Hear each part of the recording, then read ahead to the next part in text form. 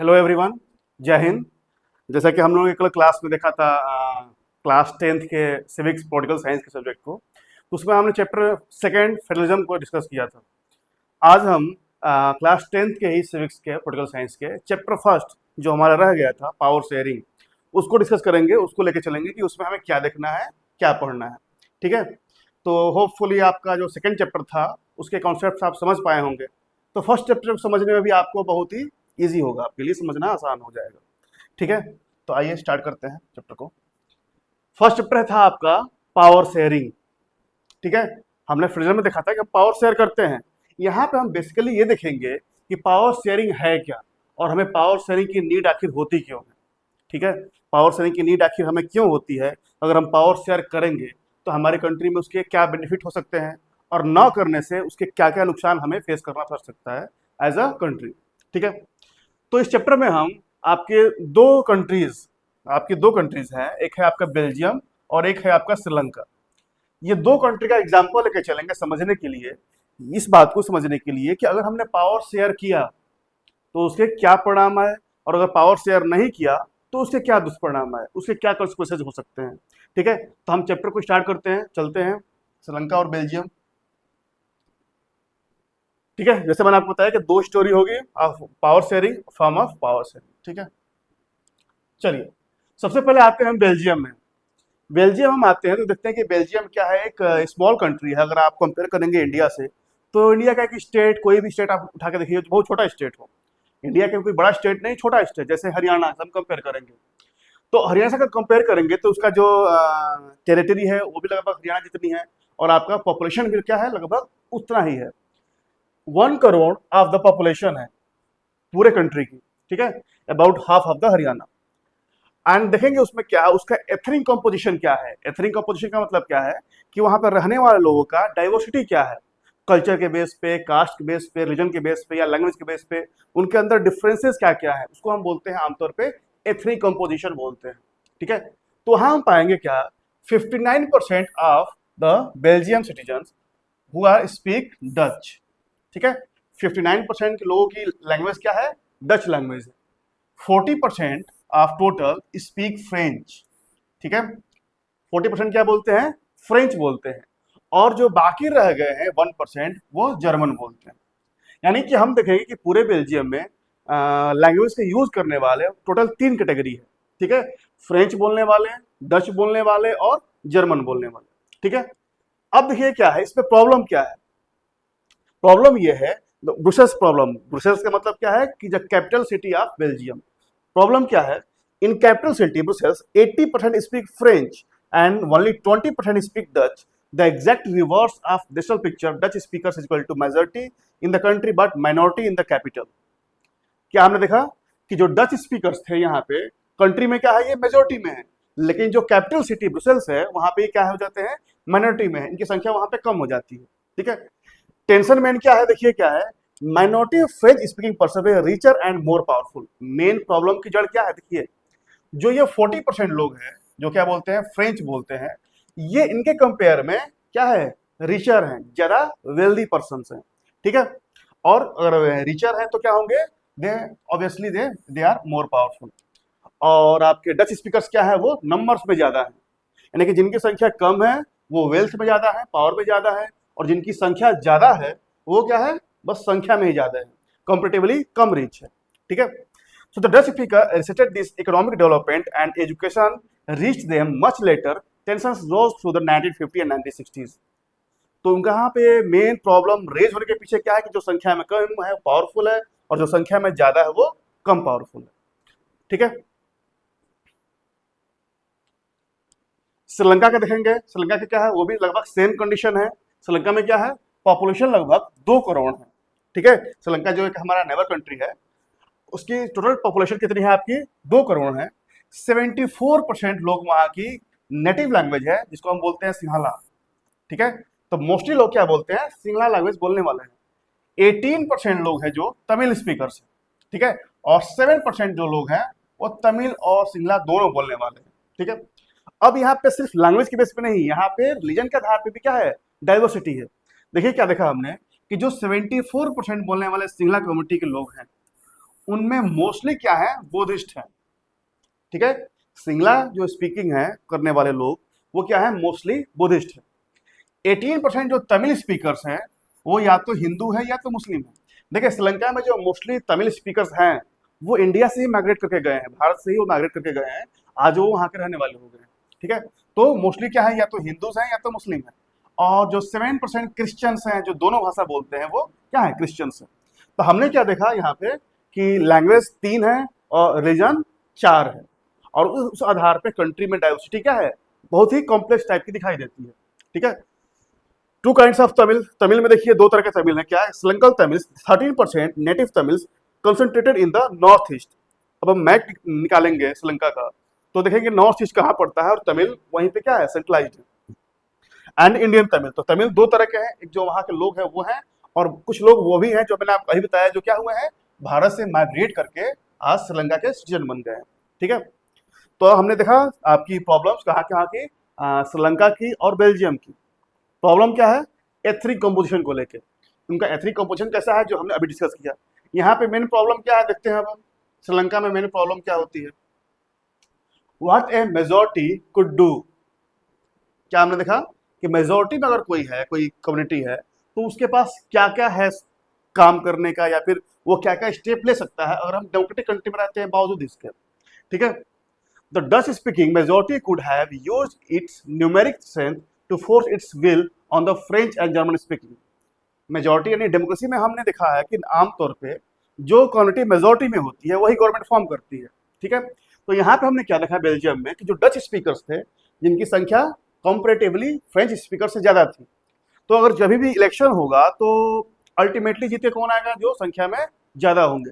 तो Dutch speakers ने क्या किया, उन्होंने प्रयास किया कि वो अपनी लैंग्वेज को क्या करें, इम्पोज करें कहाँ पे, बेल्जियम के अंदर, क्योंकि ऊपर फ्रेंच और जर्मन स्पीकिंग पॉपुलेशन के ऊपर वो अपनी लैंग्वेज को इम्पोज करने का प्रयास करेंगे। ठीक है, pushing the conflict further and rising a messy partition with both sides claiming Brussels. क्या हमने देखा कि उन्होंने अपनी संख्या के आधार पे अपनी लैंग्वेज को इम्पोज करने का प्रयास किया, लेकिन हमने देखा था क्या वहां पे कि जो एक्चुअल में वहां की पावर है, जो एक्चुअल में वहां की स्ट्रेंथ है, जो एक्चुअल में वहां पे जो रिच कम्युनिटी है वो कौन सी है, फ्रेंच कम्युनिटी है। तो यहाँ पे एक बहुत ही बड़ा कॉन्फ्लिक्ट स्टार्ट हो जाता है, किसके बीच में, डच स्पीकर्स और फ्रेंच स्पीकर्स के बीच में। श्रीलंका में हम क्या देखेंगे, यहाँ मेजोरिटी का क्या रोल है, the Singla community enjoyed an even bigger majority big enough to impose its will on the entire country without needing to negotiate or share power with anyone। क्या हमने देखा था, सिंगला कम्युनिटी का जो टोटल पॉपुलेशन था वो कितना, 74% था, और डेमोक्रेटिक कंट्री में 74% नंबर किसी कम्युनिटी का एक बहुत ही बिगर नंबर होता है गवर्नमेंट फॉर्म करने के लिए। अगर 74% लोग किसी के पक्ष में बात करेंगे, किसी के फेवर में बात करेंगे, तो उसे किसी दूसरे की जरूरत नहीं पड़ेगी, वो अपने आप में सक्षम होंगे क्या करने के लिए, पूरी कंट्री को कंट्रोल करने आने के लिए। ठीक है, उन्हें किसी के साथ कोई नेगोशिएशन करने का, कोई आपका समझौता करने की जरूरत नहीं पड़ेगी। ठीक है, तो ये हम देख लिया कि मेजोरिटी दोनों जगह पे है, किनकी मेजोरिटी है और वहां पे क्या परिणाम हो रहे थे। ठीक है, यहाँ पे डच स्पीकर्स अपने विल को इम्पोज करने का प्रयास कर रहे हैं, लेकिन फ्रेंच पावर में ज्यादा है। ठीक है, तो यहाँ पे ये प्रॉब्लम है। यहाँ पे हमने क्या देखा कि सिंगला कम्युनिटी क्या है, ऑलमोस्ट मेजोरिटी में है, पूरी तरीके से मेजोरिटी में है, तो ये अपने विल को इम्पोज करती है कहाँ पे, श्रीलंका। अब इसके परिणाम क्या आते हैं। ठीक है, दोनों जगह हमने देखा कि प्रॉब्लम क्या है, दोनों का एथनिक कंपोजिशन देखा लिया हमने। अब देखेंगे कि इसके परिणाम क्या आते हैं जहां पे मेजोरिटी अपने अकॉर्डिंग काम कर रही है। ठीक है, आते हैं सबसे पहले हम श्रीलंका को लेकर चलेंगे। श्रीलंका इन मेजोरिटिज्म इन श्रीलंका, मेजोरिटिज्म का मतलब है कि जब भी कोई कम्युनिटी जो मेजोरिटी में हो, जब गवर्नमेंट क्या करे उसके विल के अकॉर्डिंग काम करना शुरू कर देती है। ठीक है, लेकिन जो कम्युनिटी, जो लैंग्वेज, जो आपके जिस आधार पे हम बात कर लें, चाहे रिजन के बेस पे, चाहे आपके लैंग्वेज के बेस पे, चाहे कल्चर के बेस पे, लेकिन जिस कम्युनिटी में मैक्सिमम लोग हैं, अगर उसके फेवर में कोई भी गवर्नमेंट क्या करती है, काम करना शुरू कर देती है, तो उसी को हम बोलते हैं क्या, मेजोरिटिज्म बोलते हैं। ठीक है, कि मेजोरिटी के फेवर में उनके विल के अकॉर्डिंग काम करना ही क्या है, मेजोरिटिज्म है। तो हम श्रीलंका में देखेंगे क्या है कि मेजोरिटिज्म का क्या इंपैक्ट होता है, उसका रिजल्ट क्या आता है। देखिए, स्टार्टिंग करेंगे शुरुआत से 1948। 1948 में क्या होता है, Sri Lanka become an independent country and Sinhala leaders move to secure dominance by virtue of their majority.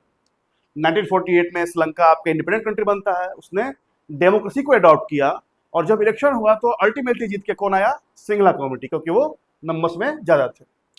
1956 में क्या देखा हमने कि सिंगला कम्युनिटी ने अब अपने अकॉर्डिंग पूरे श्रीलंका में काम करना शुरू किया। 1956 में उन्होंने एक एक्ट बनाया, make Sinhala the only official language, Tamil is disgraded. क्या हमने देखा कि उन्होंने एक एक्ट बनाया 1956 में कि आपकी सिंगला क्या हो जाएगी, पूरी श्रीलंका की एकमात्र लैंग्वेज रह जाएगी, ठीक है। और तमिल को क्या किया गया? पूरी तरीके से इग्नोर कर दिया गया, तमिल लैंग्वेज।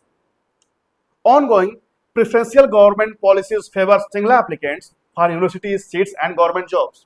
क्या हमने देखा कि गवर्नमेंट जिसकी है वो अपने ही कम्युनिटी को फेवर कर रही है, चाहे वो आपके गवर्नमेंट जॉब हो, चाहे यूनिवर्सिटी की पढ़ाई हो, यूनिवर्सिटी की जॉब हो, गवर्नमेंट की कोई भी स्कीम आती हो, तो वहाँ पे हर जगह हम देखते हैं क्या कि जो कम्युनिटी मेजोरिटी में है, जिसकी वजह से सरकार बनी है, गवर्नमेंट क्या करती है? उन्हीं को प्रेफरेंस देती है, सिंगला कम्युनिटी को, ठीक है। The new constitution state pledge to protect that foster Buddhism. क्या हमने देखा कि कहीं ना कहीं जो डिफरेंट रीजन के लोग थे उनको भी इग्नोर किया जाना शुरू कर दिया गया, ठीक है। वहां के कॉन्स्टिट्यूशन ने एक आपका क्या बनाया? प्लेज बनाया, शपथ बनाया, एक नियम बनाया, प्रोविजन बनाया कि क्या किया जाएगा? बुद्धिज्म को प्रोटेक्ट किया जाएगा। कि कहीं ना कहीं हम देख रहे हैं कि श्रीलंका में क्या हो रहा है, किसी एक रीजन को भी फेवर किया जा रहा है। रिजल्ट क्या आएगा इसका? परिणाम देखिए, growing alienation among Tamils, they felt denied equal political rights, discriminated against in jobs and education, and that their language and culture were ignored. इसका परिणाम क्या आएगा? परिणाम इसका ये निकल के आएगा कि श्रीलंका में जो अदर देन सिंगला कम्युनिटी के लोग थे, ठीक है, या फिर अदर देन बुद्धिस्ट जो थे, हिंदू हो गए, मुस्लिम हो गए, क्रिश्चियन हो गए, तमिल स्पीकर्स हो गए, इन सबके अंदर एक एलियंटिक फीलिंग आने लगती है, एलिएशन फीलिंग, कि क्या वो उस देश के मेंबर है या नहीं, उस देश के सिटीजन है या नहीं है। क्यों ऐसा हो रहा है? क्योंकि उनको हर जगह इक्वल पॉलिटिकल राइट नहीं मिल रहा है, वो डिस्क्रिमिनेटेड फील कर रहे हैं अगेंस्ट जॉब एंड एजुकेशन, और जो उनकी लैंग्वेज है, जो उनका रिलीजन है, उनको कंप्लीटली इग्नोर कर दिया गया है, ठीक है। तो कहीं ना कहीं क्या होता है कि जो अदर देन सिंगला कम्युनिटी के लोग हैं, उनके अंदर एक डिससेटिस्फेक्शन, एक असंतोष की भावना धीरे धीरे उत्पन्न होती है, ठीक है। रिजल्ट क्या आएगा इसका देखेंगे हम। फ्रॉम एलिएशन टू सिविल वॉर, इसका जो फाइनल रिजल्ट आता है, जो असंतोष की शुरुआत हुई थी, डिससेटिस्फेक्शन की जो शुरुआत हुई थी, वो फाइनली पहुंच जाती है सिविल वॉर में। सिविल वॉर मतलब एक ऐसी कंडीशन जहां पे एक कंट्री के लोग, एक ही कंट्री के लोग आपस में क्या करते हैं? आर्म्स के साथ युद्ध करना शुरू कर दें, ठीक है। एक complete disturbance in country with the arms, ठीक है। क्या हमने देखा? Sri Lanka Tamils launched a parties and struggle demanding recognition of Tamil as an official language, regional autonomy, and equal opportunity in jobs, education. Their demand for autonomy was repeatedly denied. क्या हमने देखा कि Tamil speakers ने अपनी एक कम्युनिटी बनाई अलग से, और उन्होंने अपनी हर एक डिमांड को रखा कि तमिल को भी रिकॉग्नाइज किया जाए, रीजनल ऑटोनॉमी दिया जाए जहाँ पे तमिल स्पीकर की संख्या ज्यादा है, ठीक है, and equal opportunity in job education, यानी कि उन्होंने वो हर डिमांड की जो एज ए सिटीजन उनकी होनी चाहिए, ठीक है। लेकिन उनकी किसी भी डिमांड को जो सिंगला कम्युनिटी के मेजोरिटी थी, जो सिंगला कम्युनिटी की गवर्नमेंट थी, उन्होंने किसी भी इनकी डिमांड को माना नहीं, सब डिमांड को डिनाई कर दिया। फाइनली देखिए क्या है, by the 1980 political organisation demand and independent Tamil Eelam state in the north east.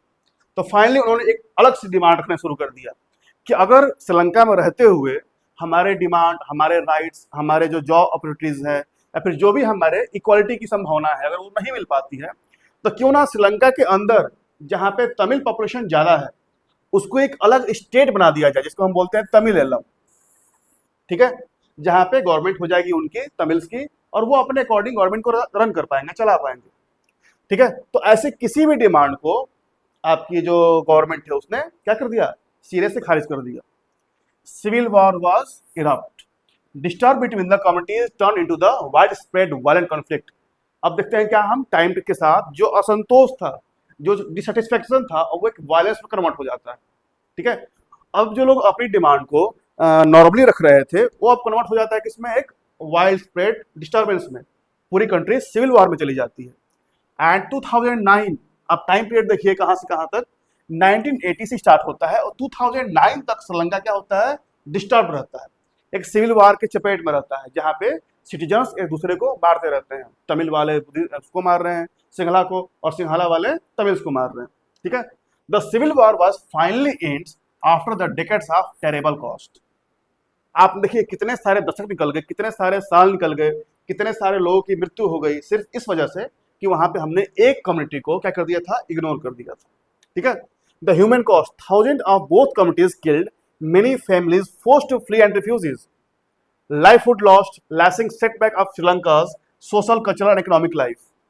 कि ये जो कंडीशन क्रिएट किया गया या फिर क्रिएट हो गया, इसकी वजह से पूरा श्रीलंका क्या हो गया, बुरी तरह से तबाह हो गया था, खत्म हो गया था, ठीक है। हजारों लोगों की मृत्यु हो गई, बहुत सारे लोगों को वहां से भागना पड़ा। एक वर्ड है आपका रिफ्यूजी। रिफ्यूजी का मतलब ये होता है कि ऐसा व्यक्ति जिसका अपना कोई भी देश ना रहे, जैसा व्यक्ति जिसका अपना कोई देश ना रहे, वो किसी देश का नागरिक नहीं है, उसको हम बोलते हैं रेफ्यूजी, ठीक है। एक person of without a country, livelihood loss, और जो भी श्रीलंका ने डेवलपमेंट अचीव किया था, ये प्रयास कर रहे थे, वो सब कुछ क्या हो जाता है, बिल्कुल तरह से बर्बाद हो जाता है। सोशल कल्चर इकोनॉमिक सब कुछ क्या हो गया, तहस नहस हो गया। तो यहाँ से हमको ये देखने में मिलता है कि अगर हम पावर शेयर को रिकॉग्नाइज नहीं करते हैं, उसकी इंपॉर्टेंस को नहीं समझते हैं, तो आपका पूरा देश कहीं ना कहीं सिविल वॉर में जाके और डिस्ट्रॉय खत्म हो सकता है। उसकी सारी जो कैपिटल है, सारी जो इकोनॉमिक ग्रोथ है, सारे सिटीजन्स हैं, सब कुछ बर्बाद होने की संभावना हो जाती है अगर हम पावर को शेयर नहीं करते हैं तो, ठीक है। अब आते हैं बेल्जियम में। हमने शुरुआत में देखा था कि दोनों ही देशों में सेम प्रॉब्लम थी, तो बेल्जियम ने क्या एक्शन लिया, उसने क्या किया, स्टार्ट करते हैं। Constitution amendment 4 times 1970 to 1993 to build a workable arrangement. Belgium ने अपनी इस प्रॉब्लम को, बेल्जियम की गवर्नमेंट ने अपनी इस प्रॉब्लम को कि हमारे यहाँ एथनिक कंपोजिशन है, प्रॉब्लम है, उसको रिकॉग्नाइज किया, और उसने अपने कॉन्स्टिट्यूशन में 4 बार बदलाव किया। किस टाइम पीरियड में, 1970 से लेकर 1993 के बीच में उसने 4 बार बदलाव किया।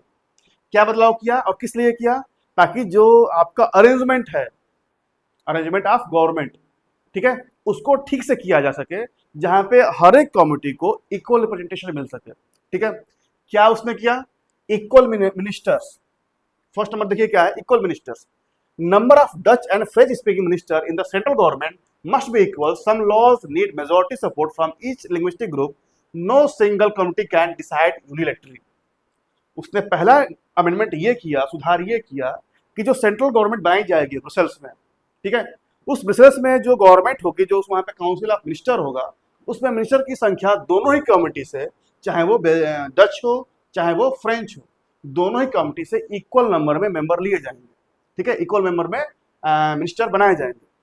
सेकंड क्या है, power of state. Many powers of central government is given to the state government of 2 region. State government are not subordinate to the centre, ठीक है। हमने देखा था वहां पे कि डच स्पीकिंग वाली जो रीजन था और जो फ्रेंच स्पीकिंग वाला रीजन था, उसको 2 स्टेट में बांट दिया गया, ठीक है। अब दोनों ही स्टेट क्या हो गए, फुली इंडिपेंडेंट हो गए अपनी कम्युनिटी को गवर्नमेंट करने के लिए, गवर्न करने के लिए। वहां पे वो सेंट्रल गवर्नमेंट का अब सबऑर्डिनेट नहीं रह गया, यानी कि स्टेट गवर्नमेंट अपने उस एरिया में अब गवर्न करने के लिए पूरी तरीके से क्या हो गया है, ऑटोनॉमस बॉडी बना दिया गया, ठीक है। ब्रुसेल्स गवर्नमेंट जो सेंट्रल में गवर्नमेंट है, उसका कंडीशन दिखा, हम क्या देखते हैं, ए separate government for Brussels with equal representation of both communities, जो हमने देखा इक्वल मिनिस्टर्स। कम्युनिटी गवर्नमेंट, ये सबसे बड़ा एग्जांपल है आपका बेल्जियम का, कि जो उसकी एथनिक प्रॉब्लम थी उसको सॉल्व करने के लिए उसने एक बहुत ही बड़ा एक्सपेरिमेंट किया, जिसको हम बोलते हैं क्या, कम्युनिटी गवर्नमेंट, ठीक है। क्या है community government, a third kind of government elected by people of one language community, Dutch, French, German, no matter where they live, control culture, education and language issues. क्या हमने देखा, यहाँ पे हमने ये देखा कि अगर कोई कम्युनिटी जिसकी संख्या कुछ है, ज्यादा है, कम है, और वो अगर बेल्जियम के अंदर किसी भी एरिया में रहते हैं, चाहे वो फ्लेमिश में रहते हो, चाहे वो वोलोनिया रीजन में रहते हो, अगर वो चाहें कि उनकी कम्युनिटी वहां पे है, तो उस एरिया में क्या होगी, गवर्नमेंट उस कम्युनिटी की ही होगी। समझते बात को, कि अगर मान लीजिए जो फ्रेंच वाला एरिया है, ठीक है, मान लीजिए ये फ्रेंच का एरिया है, ठीक है, ये पूरा है फ्रेंच का एरिया, ठीक है। अगर यहाँ पे कोई एक कम्युनिटी होती है जो क्या बोलती है, डच बोलती है, ठीक है, या फिर यहाँ पे कोई कम्युनिटी ऐसी है जो क्या बोलती है, जर्मन बोलती है, टोटल 3 लैंग्वेज थे, जर्मन बोलती है, ठीक है। तो यहाँ पे हमने क्या देखा कि आपकी कम्युनिटी गवर्नमेंट का एग्जांपल क्या है कि पूरे इस रीजन में तो गवर्नमेंट होगी फ्रेंच की, ठीक है।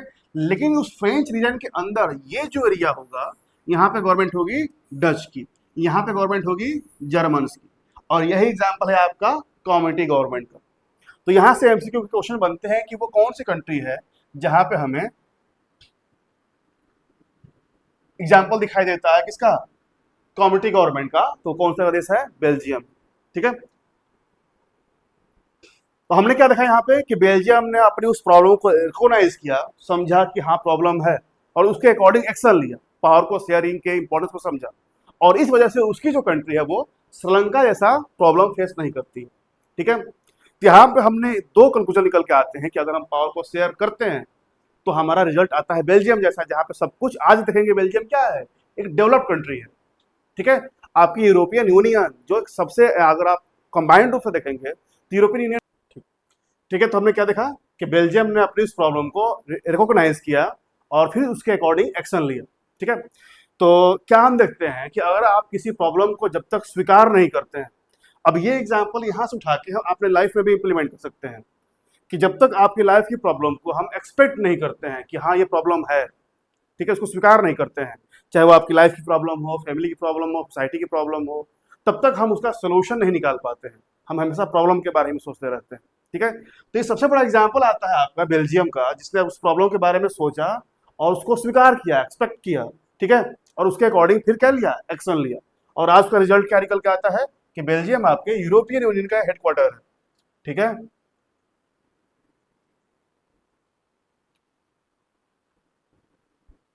चलिए तो देखते हैं क्या इसमें हम हमारा है कि दो कंट्री का हमने एग्जाम्पल देखा और दोनों के डिफरेंट रिजल्ट आए, जबकि दोनों का साइज सेम था, पॉपुलेशन लगभग सेम थी, प्रॉब्लम भी सेम थी, लेकिन डिफरेंट एक्शन लेने के कारण डिफरेंट रिजल्ट आते हैं।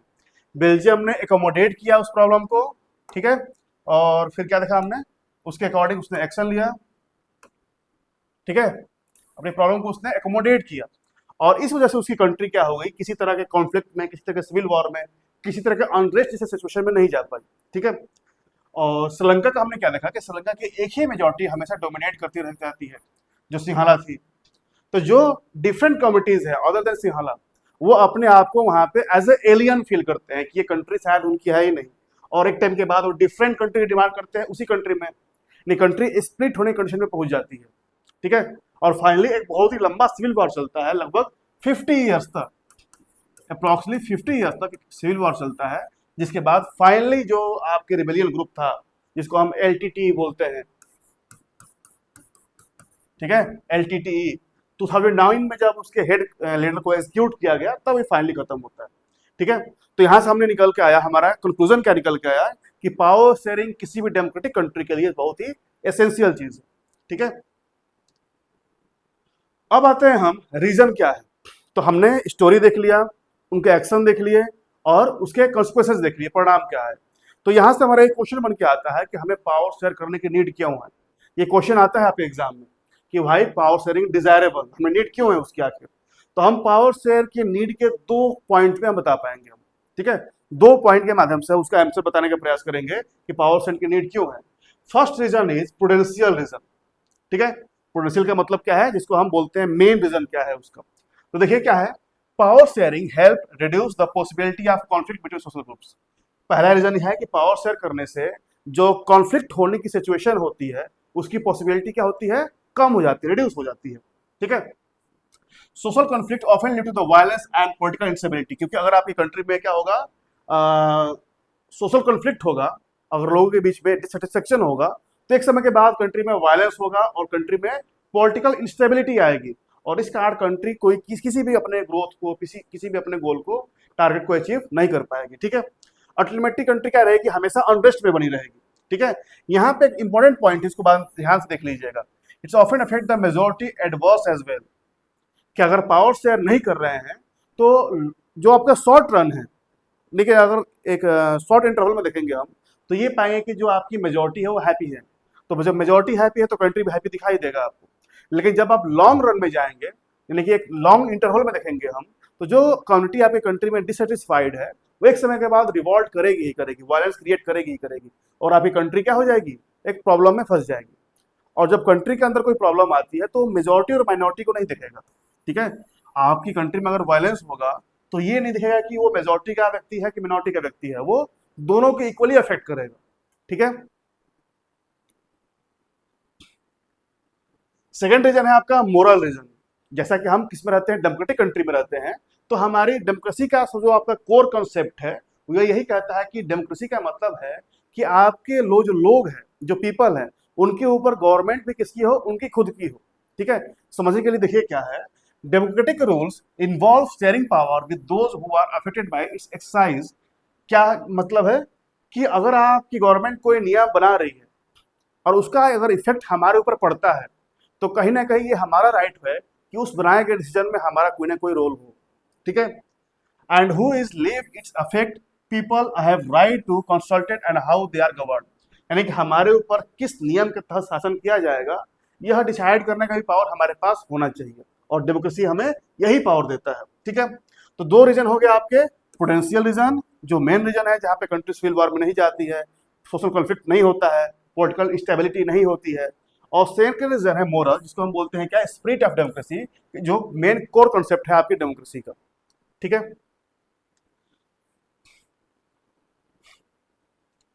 अब आएंगे हम कि आपके जो मॉडर्न डेमोक्रेसी है, आज की जो डेमोक्रेसी है, वहां पे पावर शेयर कहां कहां से होता है। ठीक है। हमने देख लिया पावर शेयर क्या है, क्यों है, कैसे है। तो मॉडर्न डेमोक्रेसी में क्या पावर शेयरिंग होता है कि नहीं होता है, तो डेमोक्रेसी में डेफिनेटली पावर आपको शेयर करना ही पड़ेगा, और उसको हम चार तरीके से समझने का प्रयास करेंगे, चार पॉइंट्स। फर्स्ट पॉइंट है आपका among the organs of the government. Among the organ of government क्या है, आगे हम डिस्कस करेंगे अभी।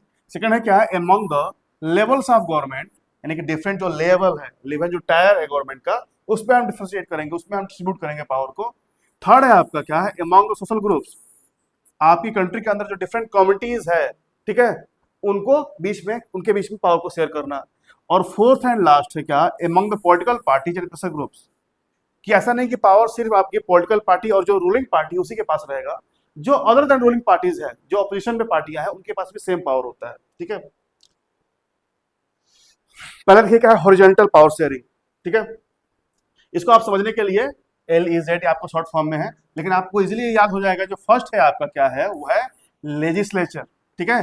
सेकंड है क्या आपका एग्जीक्यूटिव, एंड थर्ड है आपका क्या है, जुडिशरी। यहां पे हम क्या करते हैं कि गवर्नमेंट की पावर को तीन हॉरिजॉन्टल लेवल पे, हॉरिजॉन्टल का मतलब होता है एक ऐसी सीधी लाइन, स्ट्रेट लाइन, इसके तीन लेवल पे हमने डिसाइड कर दिया कि ये पावर यहाँ पे होगा, यहाँ पे पावर होगा, और यहाँ पे पावर होगा। यहाँ पे हमने क्या किया, सेम लेयर पे, एक ही लेवल पे तीन ऑर्गन बांट दिए। ठीक है। और तीनों ऑर्गन में इक्वली पावर शेयर होता है। इसमें कोई भी एक ऑर्गन, चाहे आपका लेजिस्लेचर हो, चाहे एग्जीक्यूटिव, चाहे जुडिशरी हो, कोई भी एक ऑर्गन आपका सुपरमेसी में नहीं जा सकता है। कैसे नहीं जाएगा, क्योंकि बाकी दो का कंट्रोल उसके एक के ऊपर बना रहता है, और एक इसका एक का कंट्रोल बाकी दोनों के ऊपर बना रहता है। इसको समझेंगे हम कैसे, देखिए लेजिस्लेचर का काम होता है क्या, लॉज बनाना। Minister officials are responsible to parliament state assemblies. क्या हमने देखा, लेजिस्लेचर का काम क्या है, लॉज को बनाना। ठीक है। तो ये जो लॉज बनाएगा वो इसके लिए भी बनाएगा और इसके लिए भी बनाएगा। एग्जीक्यूटिव क्या करती है, जिसने जो इस लॉज को बनाया है उसको इंप्लीमेंट करने का काम करती है। तो जो लॉज है वो इसके ऊपर भी लागू होंगे और इनके ऊपर भी लागू होंगे। ठीक है। थर्ड है आपकी जुडिशरी।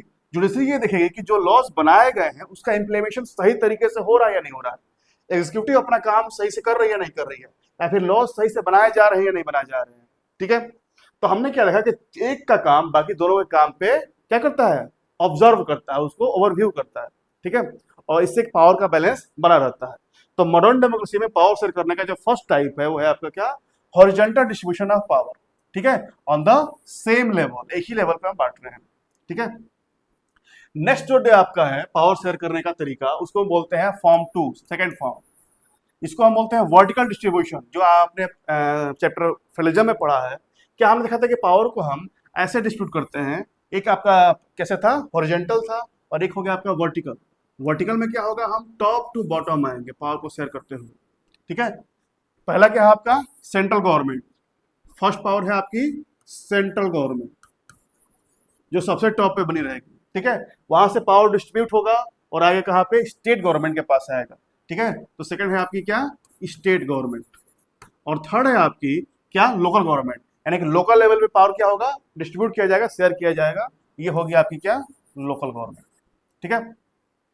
ये होगा क्या आपका वर्टिकल डिस्ट्रीब्यूशन ऑफ पावर, जो हम मॉडर्न कंट्री में दिखाई देता है। ये आपको अपनी कंट्री में भी दिखाई देगा कि एक कंट्री कैपिटल आपका जो दिल्ली में है वहां पे कौन है, सेंट्रल गवर्नमेंट है। एक आपके अपने स्टेट के लिए होगा, आप जिस भी स्टेट से बिलोंग करेंगे, चाहे यूपी हो, बिहार हो, एमपी हो, जो भी स्टेट होगा उस स्टेट की गवर्नमेंट होगी अपनी, जो उस स्टेट के लिए रिस्पॉन्सिबल होगी। और तीसरा जो लोकल लेवल पे है, जो हम गांव या शहर में रहते हैं, गांव में रहेंगे तो आपको पंचायती राज दिखाई देगा, और अगर हम शहरी क्षेत्र में रहते होंगे तो हमको टाउन एरिया यानी कि नगर पालिका, नगर निगम या फिर नगर पंचायत के रूप में दिखाई देगा।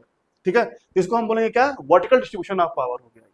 ठीक है, नेक्स्ट है क्या आपका power shared among the social groups. देखिए, पावर शेयर सिर्फ आपके वर्टिकल हॉरिजॉन्टली नहीं होता है, जो थर्ड फॉर्म होता है वो आपका ये होता है क्या करने का, पावर को शेयर करने का अमंग द सोशल ग्रुप्स। ये आपका थर्ड पावर, थर्ड फॉर्म है अमंग दी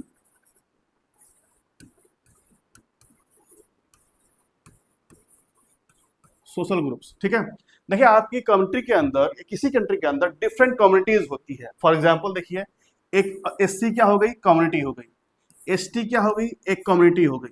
ठीक है, सेम फॉर्म में एक आपकी वुमेन, ये क्या हो गई, ये भी कम्युनिटी हो गई on the basis of gender. ठीक है, तो आपका जो डेमोक्रेसी होता है वो क्या कहता है कि हर एक कम्युनिटी का रिप्रेजेंटेशन रहे, हर कम्युनिटी रिप्रेजेंट कर रहे अपने आप को कहाँ पे, गवर्नमेंट के अंदर। इसके लिए हम क्या करेंगे, व्यवस्था और नियम बनाएंगे। क्या नियम बनाएंगे कि सीट को हम रिजर्व कर देंगे। जैसे आप पार्लियामेंट में देखेंगे तो एससी के लिए 84 सीट क्या होती है, रिजर्व होती है। एसटी के लिए 47 सीट रिजर्व होती है। यानी कि इन सीट्स पे सिर्फ एससी कम्युनिटी का व्यक्ति आएगा या फिर एसटी कम्युनिटी का व्यक्ति आएगा। ठीक है, और अगर हम वुमेन की बात करें तो वुमेन में कौन है, तो अगर आप देखेंगे लोकल लेवल पे, लोकल लेवल पे जो गवर्नमेंट फॉर्म होती है, पंचायती राज या फिर म्यूनिसिपालिटीज, उसमें 1/3 सीट रिजर्व रहती है हमेशा, किसके लिए, विमेन के लिए। ठीक है, और अगर आप आएंगे सेंट्रल या स्टेट लेवल पे, तो एक आपका बहुत ही लॉन्ग टाइम से प्रपोजल बिल था जो पेंडिंग पड़ा हुआ था, जो फाइनली जिसको हम पास कराया गया 2023 एक्ट है। उस एक्ट का नाम क्या है, नारी शक्ति वंदन अधिनियम।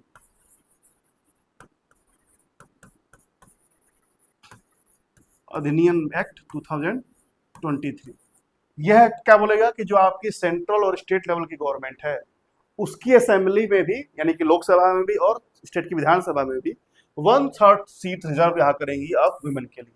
ठीक है, तो ये होगा क्या आपका, ये हो गया कि power among the different social groups. ठीक है, चलिए सबसे आखिरी में क्या रह गया आपका, सबसे आखिरी में रह गया हमारा कि जो और पावर हम शेयर कहाँ करते हैं। तो देखिए, पावर शेयर उन हर एक एंटिटी के पास है, उस हर कमिटी, हर ग्रुप, हर इंडिविजुअल के पास है जो गवर्नमेंट के डिसीजन को इन्फ्लुएंस करते हैं। ठीक है, चाहे जहां से भी आपकी गवर्नमेंट का डिसीजन इन्फ्लुएंस होता है वहां पे पावर क्या है, शेयर्ड है। एग्जाम्पल क्या आपकी जो अपोजिशन पार्टीज है, अपोजिशन की पॉलिटिकल पार्टीज हो गई।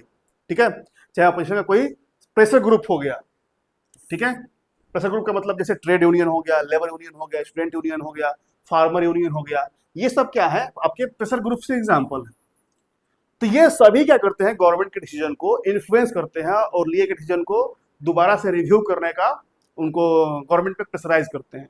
ठीक है, कोalition गवर्नमेंट, जैसे अगर कोई गवर्नमेंट फॉर्म हुई कोalition गवर्नमेंट, जहां पे गवर्नमेंट सिर्फ एक पार्टी के भरोसे नहीं बल्कि एक से ज्यादा पार्टियां जब इन्वॉल्व होती है गवर्नमेंट में, तो उसको हम बोलते हैं कोalition गवर्नमेंट।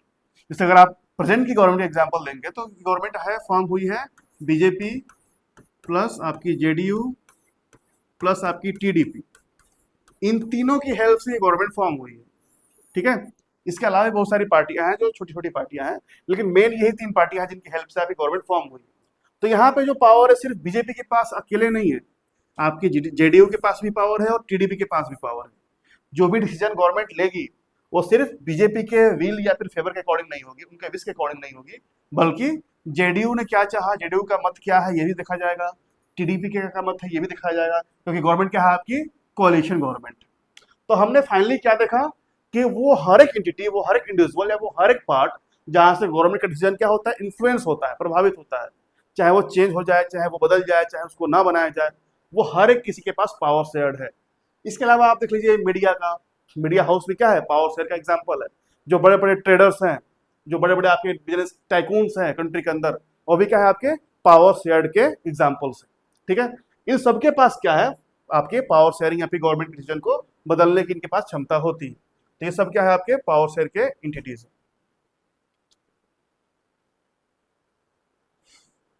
ये हमने देखा था चैप्टर में क्या क्या है। तो चैप्टर के सारे कोर कॉन्सेप्ट्स आपके खत्म हो गए हैं। हम थोड़ा सा कीवर्ड्स देख लेते हैं कि कीवर्ड का मतलब क्या है। एथनिक वर्ड एक होगा आपको चैप्टर में मिलेगा जो काफी कंफ्यूज करता है कई बार।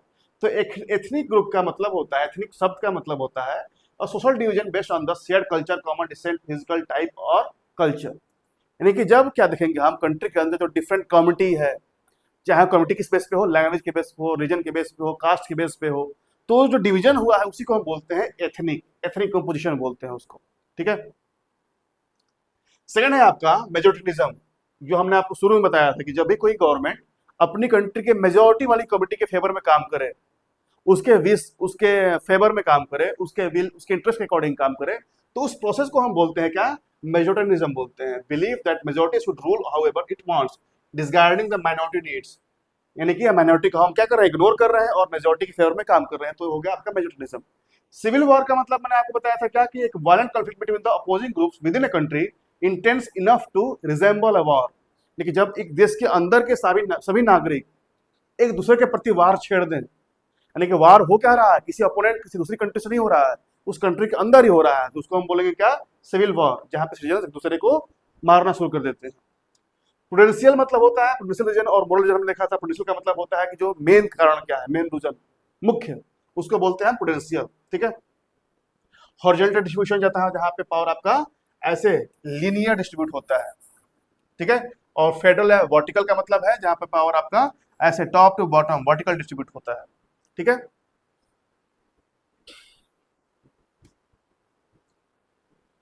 तो चैप्टर आपका कंप्लीट हो गया है। चैप्टर कंप्लीट होने के बाद आपके लिए 4 क्वेश्चन जो प्रैक्टिस के लिए मिलते हैं वो हैं आपके।